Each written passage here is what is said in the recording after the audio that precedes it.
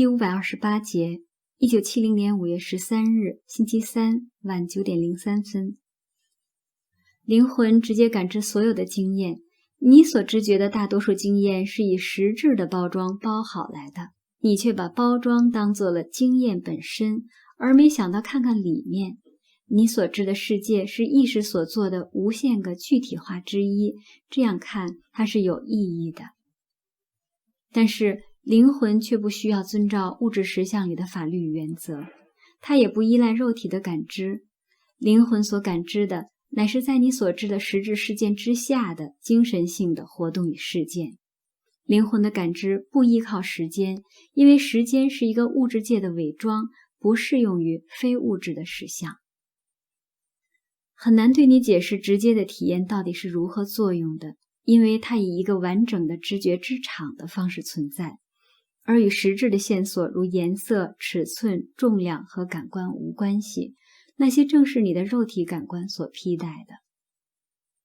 我们用文字来描述一个经验，但显然文字本身不是他们所企图描述的经验。可是你肉身的主观感受深深牵扯到文字性的思考模式，所以你几乎不可能想象一个不属思想文字的经验。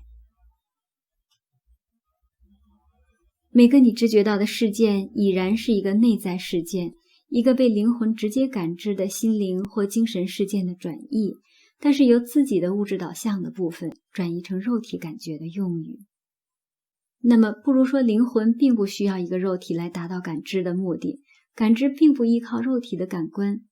不论你是在此生或彼生，感觉都在继续。而且就当你在读这本书的时候，灵魂的基本感知方法现在仍在你内运作。可以这么说，你在物质系统内的经验是依赖一个肉身的形体与肉身的感官。同样的，因为它们全是实相，而将之转移为物质性资料。也可以这么说，灵魂直接经验的一些蛛丝马迹，可借着暂时关闭肉体感官而获得，由拒绝用肉体感官作为感知者而求助于其他的方法。你在做梦状态时如此的这样做到了，到某一种的程度，但即使在许多的梦里，你仍倾向于把经验转译成似幻觉的实质形象。你回想起来的大部分的梦都是这一类的。可是在睡眠的某种深度，灵魂的感知力比较不受阻碍地运作着，你可说是引自纯粹的感知之境。你在与你自己存在的最深处及你创造力的全员沟通。这些没被实质转译的经验在早上不会留住，你不会以梦的形式记得它们。可是后来在当晚，你就可能由在我所谓的深层经验中所得的资料而形成一些梦。这些梦不会是那个经验的精确或接近的转译，毋宁是具有梦的预言性质。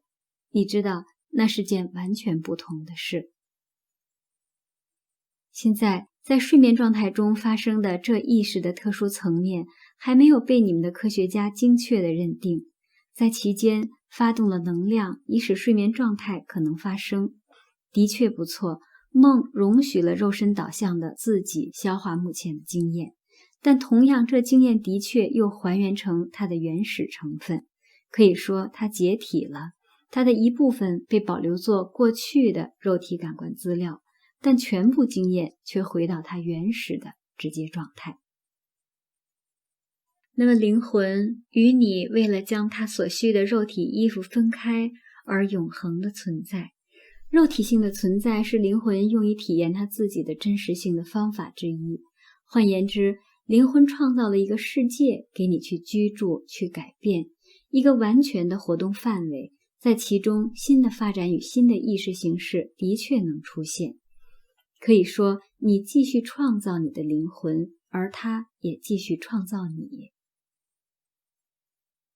现在，灵魂是永不缩减的，基本上自己的任何部分也不。灵魂能被认作是个电磁能量场，你是其一部分。当你这样想它时，它是个浓缩行动的场，一个可能性或可能行动的发电场。这些可能性或可能行动在寻求表达的方式，它是一个非实质意识的集合体，却认知它自身为一个本体。你可以这样子看它，我引用我透过她说话这个女人的有一次在诗中所说的，这些原子说话，以我的名字称呼他们自己。但是现在你的肉身是个有一定形状的能量场，当有人问你的名字，你的唇把它说出来，但这名字却不属于说出这些字母的纯的原子和分子，那名字只对你有意义。在你的身体内，你无法明确指出你自己的本体何在。如果你能在你的身体内旅行，你找不到你的本体住在哪里，但你却说，这是我的身体，这是我的名字。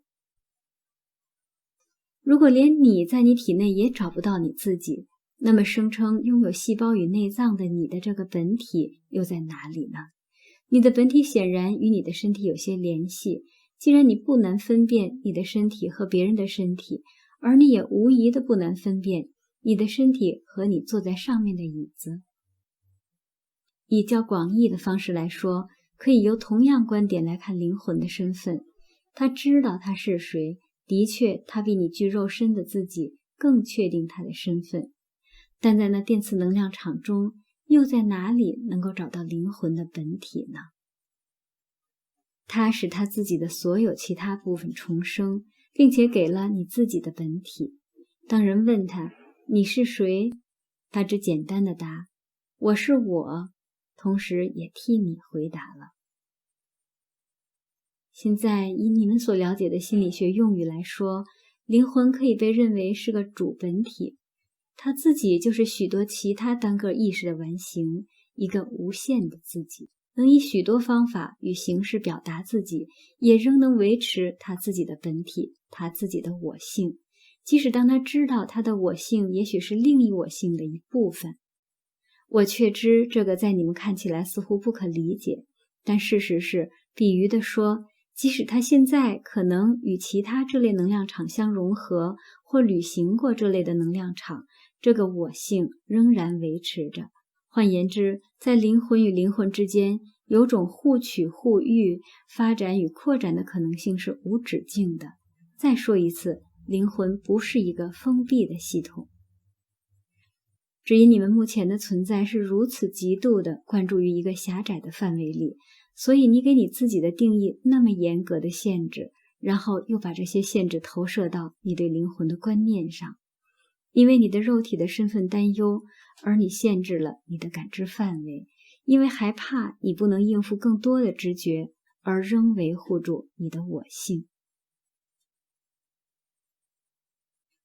灵魂并不为他的身份感到害怕，他对他自己有信心，他总在探索，他不怕被经验或感知所淹没。如果你对本体的性质有更透彻的了解，你就不会，譬如说，害怕心电感应，因为在这种担心的背后，你恐惧的是本体会被别人的暗示或思想卷走。没有一个心理系统是封闭的，没有意识是封闭的，不管在你自己的系统内有什么相反的表现。如人们常说的，灵魂是个旅行家，但他也是所有经验、所有目的的创造者。可以说，他一面走就一面创造了世界。这就是心理性存在的真正本质，而你是它的一部分。如我先前说过的，在本书后部，我会给你们一些实际的建议，使你能认识你自己的一些更深的能力，并把它们用在你自己的发展上、享乐与教育上。